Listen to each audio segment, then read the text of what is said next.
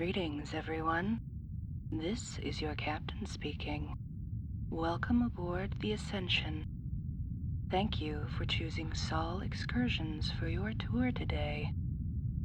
We are currently the only space tourism outfit offering destinations to the outer solar system, so you're in for quite a treat today.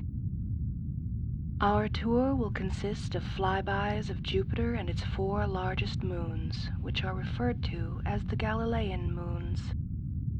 Galileo was also the first to discover Saturn's rings, which he described as ears in his notes.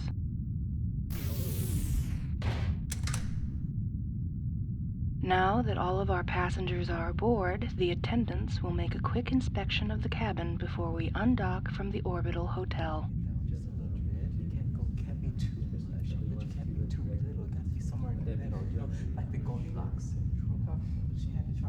The Ascension is the first commercial craft to be manufactured with a new type of transparent composite material, essentially turning the entire passenger cabin into one big viewing window.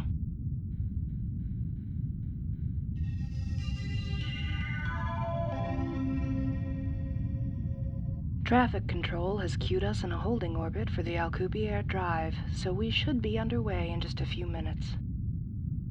I'm sure most of you are familiar with this transportation system, but I'll explain real quick for those who do not know how it works. The drive is a large torus or ring about 20 kilometers in diameter. Basically, the drive works by bending the time-space around the craft, allowing it to travel like a surfer on the crest of a wave.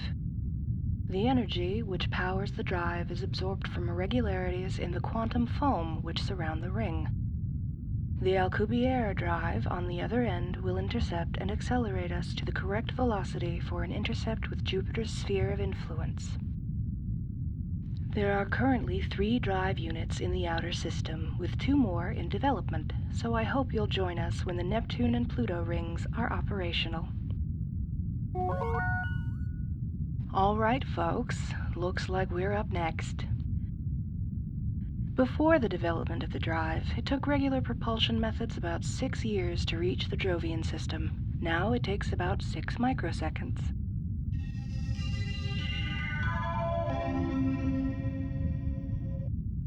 Five, 4, 3, 2, 1, 0. As you can see, it happens faster than the blink of an eye. If you look out the port side, you'll get your first look at the red-eyed king of the planets. Our first destination will be Jupiter itself. The ship needs to slow down enough to enter an orbit around the planet. In order to accomplish this, we perform a maneuver called aerobraking. This technique has been used for as long as humanity has been exploring space. When an object enters the atmosphere of a planet, the friction from the molecules impart a small force which decelerates it. This is the reason that meteors glow when they enter the atmosphere back home. The only downside is that it is incredibly easy to burn up unless a special type of heat shield is used.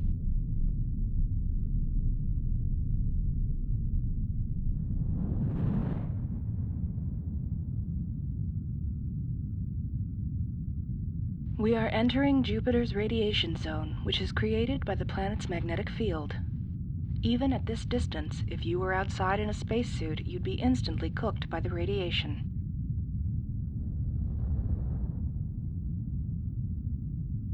Now we are close enough to distinguish Jupiter's famous bands. These are created by intense jet streams of ammonia, which flow in opposite directions. The darker orange bands are called belts, while the lighter ones are referred to as zones. They are organized by convection currents. Belts are made up of cooler air as opposed to zones, which are warmer. It's also theorized that the planet's internal magnetic structure may have an influence on the shape and direction of bands. We will be passing through between the South Equatorial Belt and Tropical Zone, the 2 regions which border the Great Red Spot.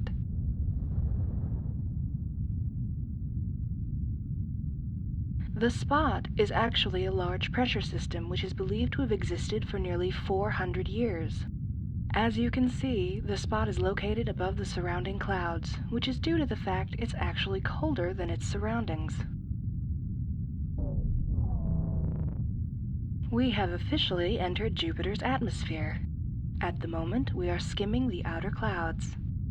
Our trajectory will be taking us deeper into the atmosphere where the clouds are denser. We will be experiencing some turbulence, so you might want to buckle up.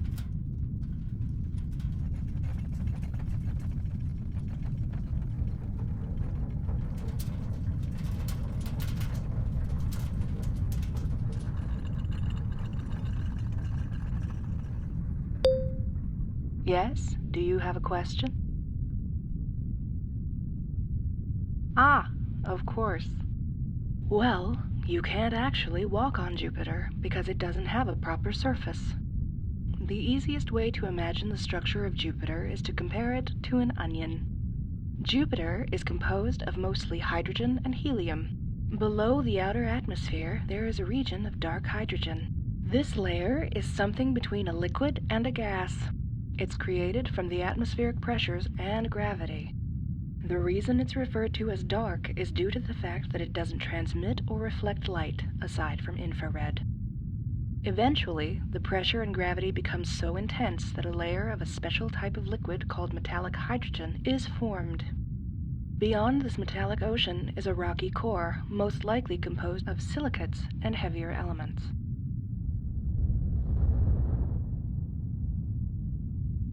We have officially entered the King's Royal Court. Our first stop will be Io, the innermost of the 4 Galilean moons and the most volcanically active body in the solar system. There are gravitational interactions between Jupiter and its moons, similar to the way that our own moon creates tides back on Earth. The tidal forces created by Jupiter's gravity stretch and squeeze the moons, which creates friction and heat within their internal structure. This is why most of the Jovian moons are seismically active. The amount of radiation around Io is about 2.2 million times more than we receive back home on Earth, so I wouldn't recommend going for a stroll.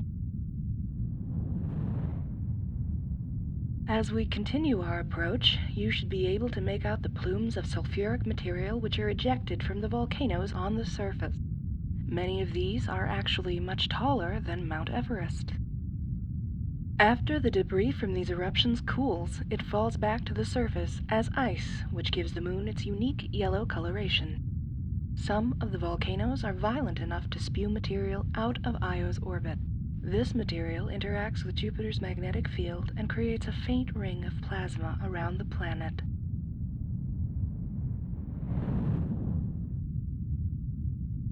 Next on our list of royal subjects is my personal favorite. If you've never heard of Europa before, then you might be surprised to learn that it may have the potential to harbor life. As you can see, Europa resembles a dirty snowball. The outermost layer is composed of a sheet of ice, ranging between 10 to 30 kilometers in thickness. Underneath the ice is a massive ocean of liquid water. Those small lines which cover the surface are called lannae. They are fractures in the ice layer created by the tidal flexing we discussed earlier. It's similar to plate tectonics back on Earth. Fissures created by the tides allow the warmer water beneath to be exposed to space, whereupon it cools and freezes once more. The brown discolorations are created by minerals which are carried to the surface by currents of warm water.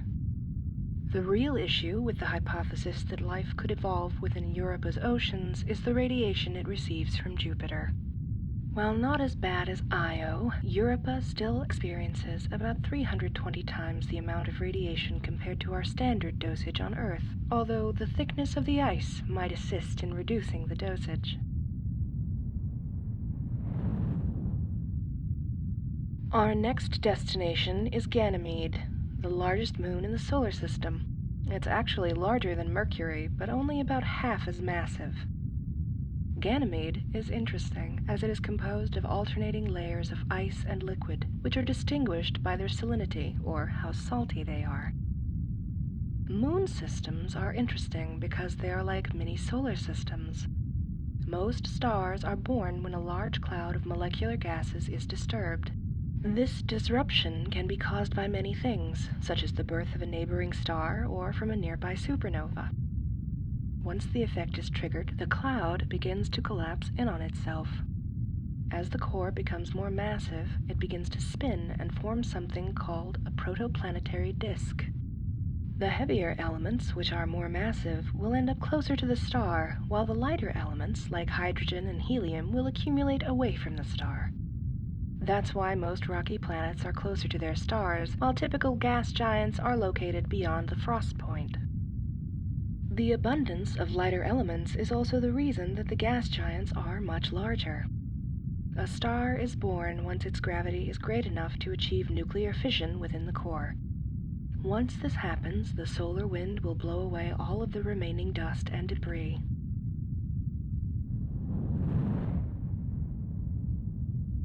Callisto will be the last stop on our tour today. It is located inside of Jupiter's primary radiation belt, so it only receives about 5 times the radiation dosage we experience back on Earth.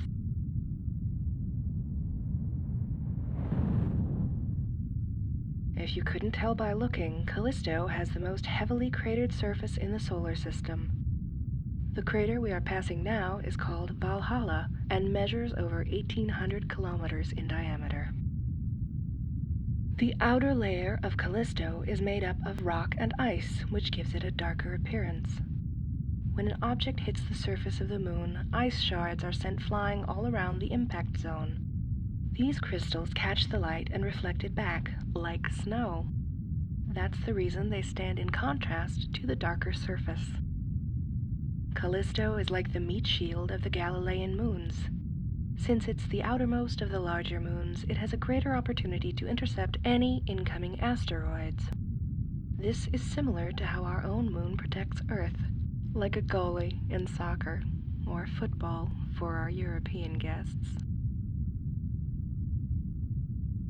Well, folks, that's all for our tour today. Thanks again for choosing Sol Excursions. We hope to see you on more of our future tours.